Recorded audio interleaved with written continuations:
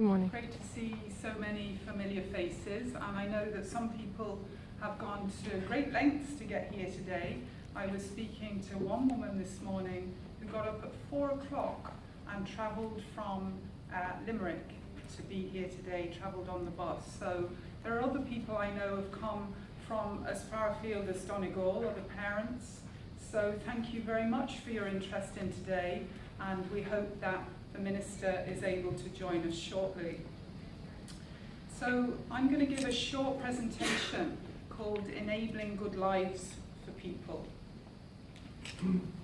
So before I talk about individual budgets, I just wanted to talk a little bit about the current context in Ireland. And, you know, as many of you would be aware, actions to reform disability services and to improve the lives of people with disabilities. Oh, by the way, my presentation is going to focus particularly on people with intellectual disabilities and autism, and will reference families because we're a family-based organisation. And although we do work with adults, we often work with them in the context of their families. So I just want to be very clear about that. So, actions to reform disability services and to improve the lives of people with disabilities have to date focused almost exclusively on the supply side. And we believe in LEAP that in order to transform disability services and to enact positive and lasting change in people's lives, we must also put in place mechanisms on the demand side and develop what we call the landscape of support, and I'll talk a little bit about that in a while. So one such mechanism, and it is only a mechanism, is individual budgets, which give people who require support more choice and control over that support. So why individualised funding? So if we step back and we think about people's lives and improving people's lives and what's important in people's lives, we know that across the life course, our well-being is achieved through our relationships, our sense of belonging, and our roles such as son, daughter, student, church member, scout or scout leader, neighbour, employee, and so on. So the key to maximising the effective use of individual budgets is to assist people and families to use them to build an ordinary life with relationships, belonging, and valued roles. So I mentioned a new landscape of support. So what do I mean by that? So if today we understand better the centrality of love and relationships in the lives of all people, and no more so in the lives of those who are at risk of exclusion and rejection, and if we know that institutions in Ireland are becoming a thing of the past, the old models of support are being decommissioned. But what are we putting in their place? We need to put in place new community-based supports to build the resilience of people and families and not simply abandon people to their own resources. So if individualised funding is to work, perhaps it needs to be underpinned by some key community-based components. And what would they look like? What would they specifically be? They might be things like supportive networks of people and families who are accessing individual budgets, because it can be quite an isolating thing. We think, anecdotally, that possibly 300 people and families across the Republic of Ireland are using individual budgets. We don't know. In fact, possibly the HSE don't know. But that can be very isolating for those families unless they're linked into other individuals and families who are using individual budgets. So people also then need knowledge, access to information. In LEAP we get calls and emails and letters, and we meet people all the time. How do you do this? You know, what's this about? I'm really curious about this, but I've honestly no idea to start. And that might be with families with children as young as 3 years old. In fact, LEAP for the last 4 years has run a retreat, an annual family leadership retreat retreat where we bring 10 such curious families away and we talk to them about a good life and perhaps using a piece of money, a piece of individualized funding to support and to strengthen what is already there in the family.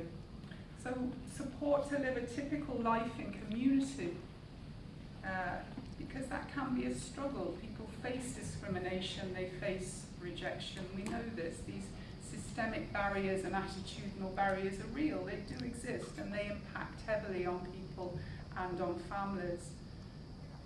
Opportunities to share stories of success and to demonstrate what is possible, and a kind of an appreciative listening and an understanding that these stories, they take careful weaving and putting together intentional thought and discussion, and you know, we need to notice that, and we need to notice that together.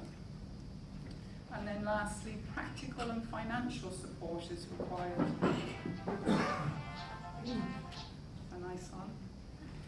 So, using individual budgets to create good lives, isn't that what we're at? So, I would say that individual budgets are a means, not an end in themselves. They're not a magic bullet.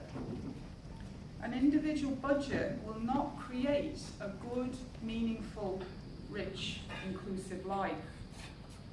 You cannot buy a good life, and neither can you place the responsibility for a good life at the door of the service system. We know this.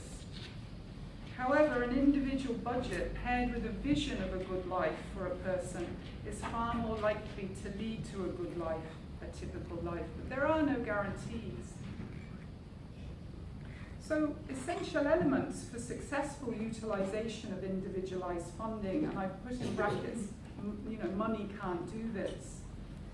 Assisting families to develop and extend their vision, lifestyle planning and goal setting, putting plans into action, building informal networks, and safeguarding and issues around sustainability and succession planning. These are the pieces, the landscape of support that organizations need to offer. And I'm not particularly talking about disability service providers. They will have a part to play in this, yes, but we need new community-based, person and family-led, small organizations at grassroots level that can do some of this work if individualized budgets are to work. So it's really the intentional application of money we're talking about to support good lives, but it's not really about the money. By the way, my eldest son has had an individual budget since leaving school 4.5 years ago. So, yeah, I just wanted to say that. The funding simply allows for the person to connect to the valued world using tailored support. And it is holding a shared vision of a good life that will get the person to where they want to be. The money can't do that.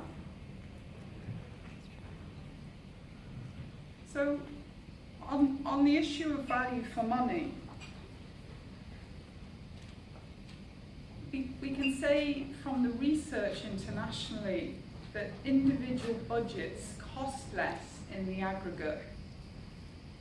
This means that while some people's support will cost more, the majority will offer cost savings.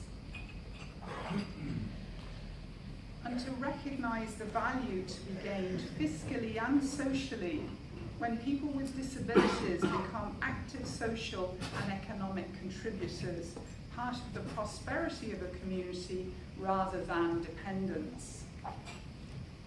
However, in terms of the value for money argument, integration has to be seen as a goal, not as a way of minimising cost. We're not just doing this to save money. So individual budgets are part of a wider context of global reform of social services, away from a focus on needs, which creates dependency, to approaches which build relationships and valued roles of the person, but does not divorce them from the context of their natural supports, for example, family and regular community members. I was in Australia a couple of years ago, and there I met a number of family-led collectives where usually 10, 8, 10, 12 families had banded together in one collective where their adult children were considered too difficult to serve individually.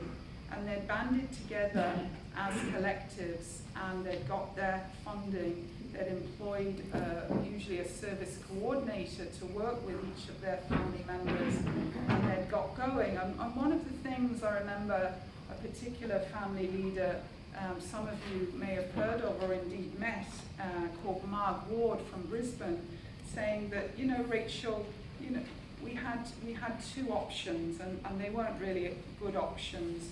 We either abandoned our natural authority as families to service providers and lost all say in what happened to our family member, or we did the whole self-management thing where we were very, very isolated, and it was quite a lonely experience. So we came together in a collective, and this feels a lot more comfortable. Having said that, most of those families now are hitting into 60s and 70s, and they are coming up hard against issues around succession planning. So some of the challenges, just to wrap up, the biggest one, as we would see it, is raising the culturally held low expectations of people with disabilities. Understanding and really believing the complementary nature of services. Believing in the natural authority of families. Creating flexible systems, a light touch, not heavy bureaucracy that people can't cope with. Making it available to adults, children, families, and unpaid carers. In many countries that we visited, there is also an option for unpaid carers, sometimes called family carers, to receive an individual budget to support them in their caring role. That's a fair deal, guys. And lastly, you cannot self-direct provide a controlled service. So although where people haven't done the competency building piece, haven't thought long and hard about a vision of a good life, an ordinary life with valued roles, again, the research shows us internationally that they simply buy back the traditional service because it's porridge. What do you have then? I'll have porridge. So they go back to the day service. And that's not really what this is about. So I'll end there with those thoughts and reflections. Thank you.